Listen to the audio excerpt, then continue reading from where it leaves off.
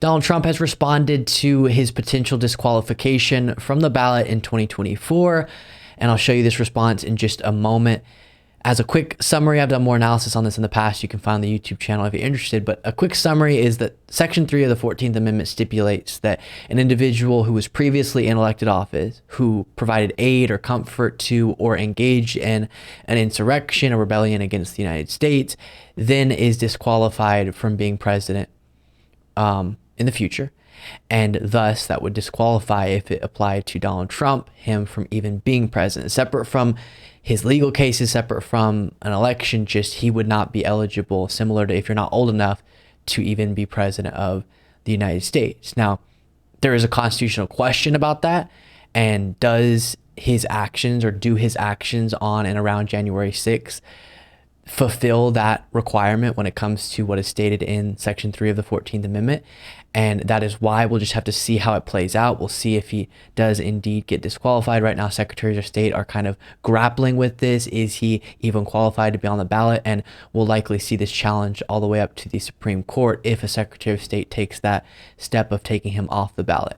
But while we await all that, clearly Donald Trump is already terrified about it because he's posting on Truth Social. I'll show you this, and then we will continue this segment to some videos he posted as well.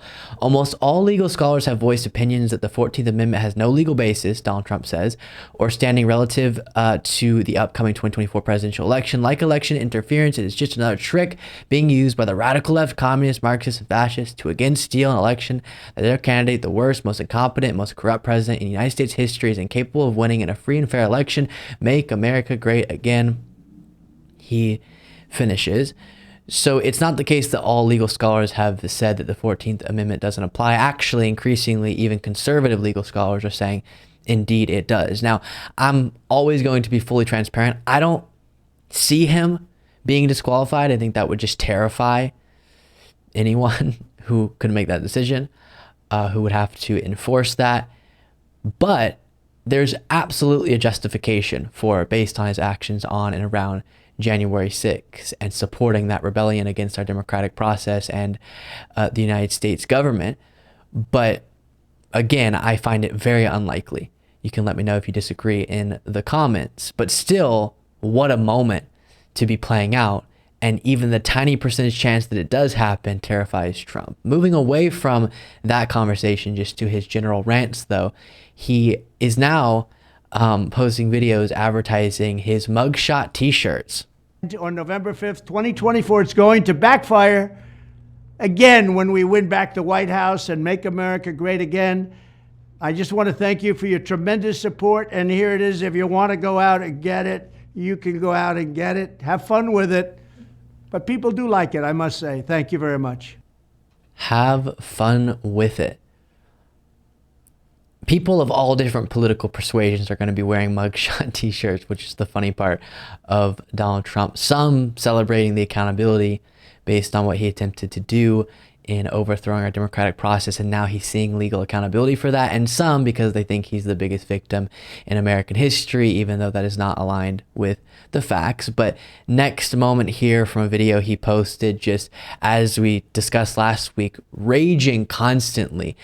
At one point, 31 videos were posted in 5 hours on his Truth Social account. Just pretty remarkable. Those brave American patriots will be able, in court, to show how the presidential election of 2020 was rigged and stolen.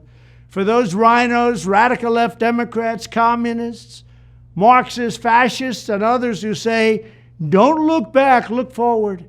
They either do not want to reveal the answers because they got away with murder, or are fools and cowards because we know that if we don't find out the reason, it could happen again, and we're not going to let it happen again. All of the fraud, irregularities, and cheating, we cannot ever let a thing like that take place in the United States of America. Thank you very much.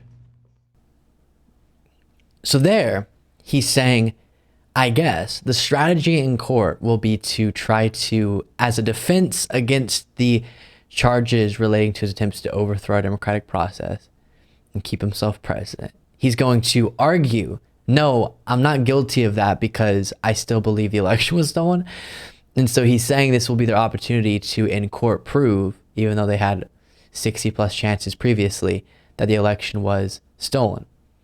And they're not going to be able to do that. So how he believes that would work out, I don't know. And I'm sure this is just public talk. This is not actually what he'll try in court. But I do almost encourage his lawyers to take the advice of their client and try to prove the election was stolen in court instead of putting up an actual strong defense. That would be disastrous for him.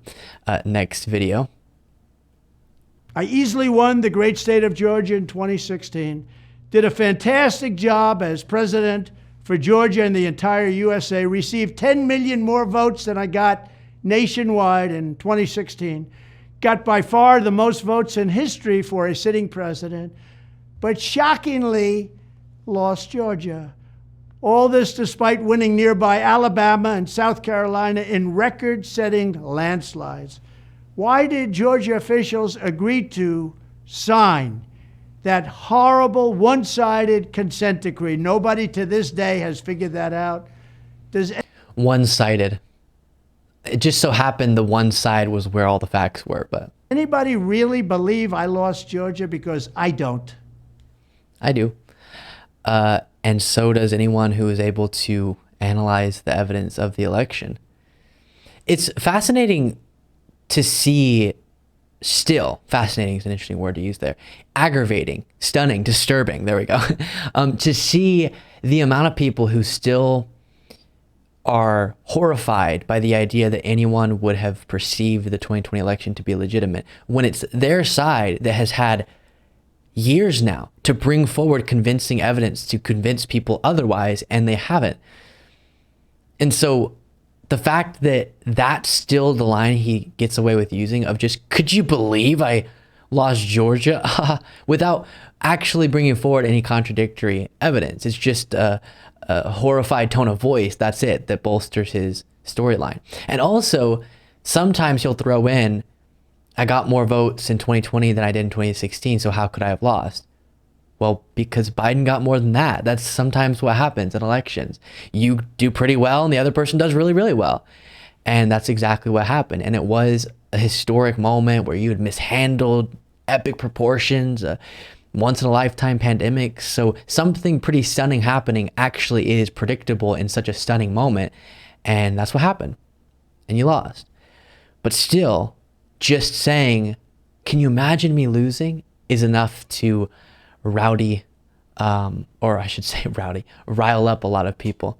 Pretty crazy. Then this. Security tapes from Mar-a-Lago that evil and sinister prosecutor, deranged Jack Smith, leaked or otherwise stated were deleted or altered, were in fact not deleted or altered at all. In fact, I didn't even have to give them. These are my tapes. I gave them openly and freely. It was a fake story put out by these government thugs. That's what they are. They're government thugs. They're bad people. Those tapes were openly handed over without protest or litigation. I didn't have to do that. And then the deranged one, Jack Smith, makes me look as bad as possible by leaking fake stories about we altered the tapes. No, they now admit the tapes were not altered. The whole case is fake because I come under the Presidential Records Act. Biden and Mike Pence don't. As I say, if that's his defense, best of luck to him, I guess. That is a disaster. Just, it's fake news. It's fake. What about Biden? What about Mike Pence? It's fake. Now, I do expect this to just be what he's saying publicly and something completely different in court. But if he did bring that, and also in the other cases, the election was actually stolen, in as his defense, yikes. Indeed. Thank you so much for watching. If you want to be a part of what makes this show possible, plus get access to the full video version of the show hours before all the clips are able to be uploaded to the YouTube channel, plus get the bonus show on the weekends, you can do so by going to lukebeasleyshow.com/membership. That's lukebeasleyshow.com/membership, and there's a link in the description.